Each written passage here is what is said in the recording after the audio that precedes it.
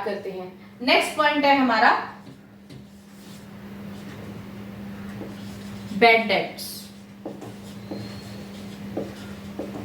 Bad debts क्या होते हैं? बैड डेट्स होते हैं irrecoverable amount for the organization. Irrecoverable क्यों? मतलब हमने किसी को, अब बिजनेस ऑर्गेनाइजेशन है, हजारों लोगों के साथ रोज ट्रांजैक्शंस होती हैं।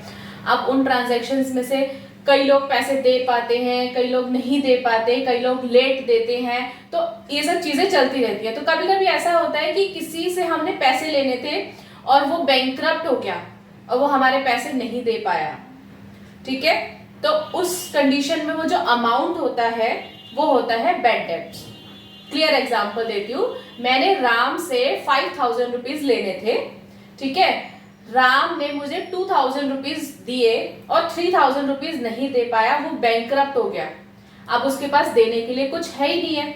जब उसके पास मुझे देने के लिए कुछ नहीं है तो मैं उससे रिकवर कैसे करूंगी वो अमाउंट?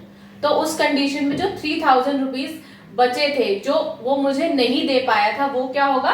बैड डेट्स, ठीक है। इसको हम बोलते हैं irrecoverable amount for the organization, ठीक है। नेक्स्ट पॉइंट आता है हमारा बैलेंस शीट।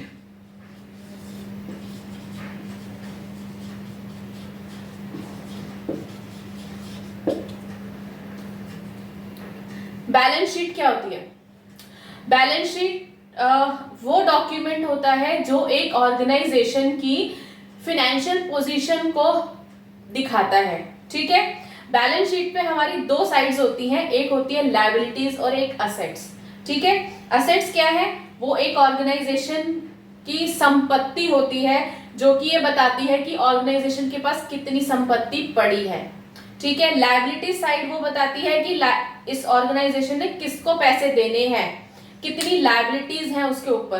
तो जब हमें पता चल जाएगा कि इसके पास इतनी संपत्ति है, इतना वो इसकी देनदारियां हैं उस किसी ऑर्गेनाइजेशन के पास, तो हमें पता चल जाएगा ना इसकी फाइनेंशियल पोजीशन कैसी है, कि वो अच्छे से रन कर रहा है, बिजनेस नहीं कर पा रहा, ठीक है।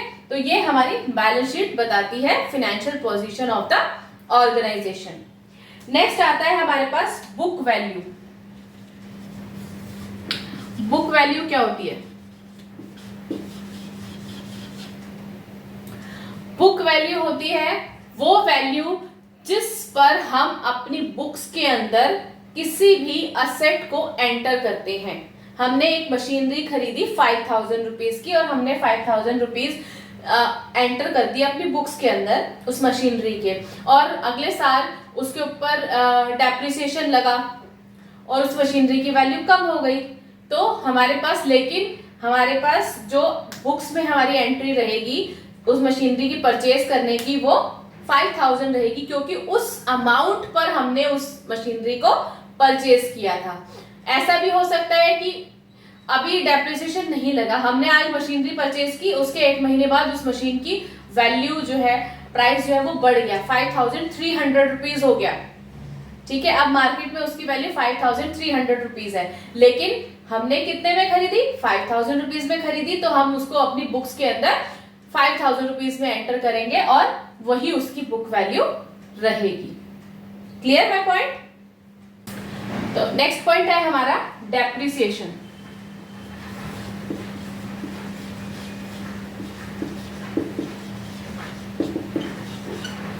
डेप्रिसिएशन क्या होता है? Decrease in the value of assets due to its usage, ठीक है। किसी भी असेट की यूजेज की वजह से उसकी वैल्यू में जो डिक्रीज होता है उसको हम डेप्रिसिएशन बोलते हैं। जैसे आपको एक सिंपल सा एग्जांपल देती हूँ, बहुत बच्चों को ये पता होगा कि हम किसी शोरूम से अगर गाड़ी परचेज करके लाते हैं, कार हमने परचेज की 10 लाख रुपीज की, ठीक है, और हम सोचे कि हम 1 महीने बाद उस कार को वापस बेच दें, तो उसकी वैल्यू कम हो जाती है ना, कभी भी सेम प्राइस पर नहीं बिकेगी। क्यों?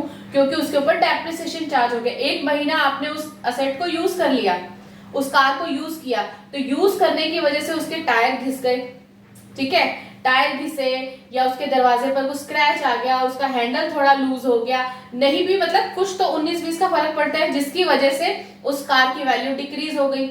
तो इसीलिए जितनी भी असेट्स होती हैं बिजनेस ऑर्गेनाइजेशन के अंदर, उसमें डेप्रिसिएशन चार्ज किया जाता है हर साल एक फिक्स अमाउंट पर, ठीक है, जो कि डिसाइडेड होता है ऑर्गेनाइजेशन के अंदर कि इस असेट पर हम 5% चार्ज करने वाले हैं, किस पर हम 10% चार्ज करने वाले हैं। तो इस फिक्स अमाउंट से डेप्रिसिएशन चार्ज किया जाता है। डेप्रिसिएशन के हमारे दो मेथड्स होते हैं, ठीक है, एक रिटन डाउन वैल्यू मेथड और स्ट्रेट वैल्यू मेथड। ये डिटेल में हमारा जब डेप्रिसिएशन वाला चैप्टर आएगा उसमें मैं आपको समझाऊंगी।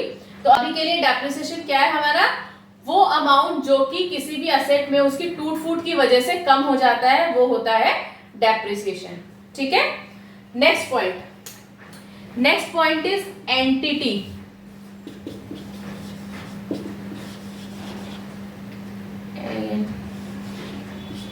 एंटिटी, ठीक है।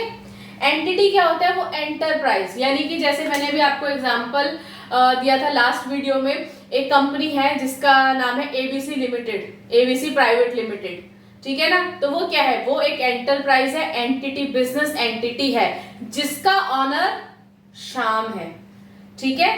श्याम बिजनेस एंटिटी नहीं है, श्याम एक पर्सन है जिसका एक बिजनेस ऑर्गेनाइजेशन है जिसका नाम है एबीसी प्राइवेट लिमिटेड, ठीक है। एक ऑनर और एक एंटरप्राइज दोनों अलग अलग पर्सन होते हैं, ठीक है। ये आगे मैं आपको अगली वीडियो में बताने वाली हूँ किस तरह से, क्या हमारे कॉन्सेप्ट्स, हमारे प्रिंसिपल्स कैसे बताते हैं कि एक एंटरप्राइज की एंटिटी और उसके ऑनर की आइडेंटिटी दोनों डिफरेंट चीजें होती हैं, ठीक है। नेक्स्ट पॉइंट है हमारा प्रोप्राइटर। प्रोप्राइटर मीन्स वो पर्सन जिसने बिजनेस को स्टार्ट किया है। जैसे मैंने अभी बताया ना आपको कि श्याम है बिजनेस ऑनर और उसकी कंपनी का नाम क्या है, एबीसी प्राइवेट लिमिटेड, ठीक है। तो प्रोप्राइटर कौन है, श्याम है, क्योंकि वो उस बिजनेस ऑर्गेनाइजेशन का ऑनर है, ठीक है। तो इसकी डेफिनेशन हम करते हैं, proprietor a person who invest his amount to start a business is called proprietor, ठीक है। वो पर्सन जिसने बिजनेस को स्टार्ट करने के लिए कैपिटल इन्वेस्ट करी है एक बिजनेस के अंदर, वो उस बिजनेस का प्रोप्राइटर या ऑनर होता है, ठीक है। तो ये थे हमारे सारे बिजनेस अकाउंटिंग टर्म्स। तो अब ये सारी अकाउंटिंग टर्म्स आपकी पूरी हो गई हैं। मैंने सारी पॉइंट्स जो है आपको बहुत अच्छे से डिटेल में समझाए हैं। इसके बाद अगर आपको किसी भी पॉइंट में कुछ डाउट होता है तो मुझे कमेंट करके जरूर बताना। अपने फ्रेंड्स के साथ बच्चों ये वीडियो शेयर कर देना, सारी वीडियो शेयर करते रहो, बिकॉज जितनी डिटेल में मैं आपको समझाती हूँ ये सारे कॉन्सेप्ट्स, तो उसकी वजह से आपके लिए समझ पाना बहुत इजी है कि अकाउंटिंग क्या होती है। तो इसी तरह से बेसिक लैंग्वेज में बेसिक से एग्जांपल्स देकर मैं आपको आगे सारे अकाउंट्स के चैप्टर समझाने वाली हूँ, ठीक है। तो आप मेरी वीडियो को शेयर करते रहना अपने फ्रेंड्स के साथ। वीडियो पसंद आती है तो लाइक करना, उससे मुझे मोटिवेशन मिलेगी और वीडियो बनाने के लिए, और सब्सक्राइब तो बिल्कुल कर देना। ओके, चलो बाय।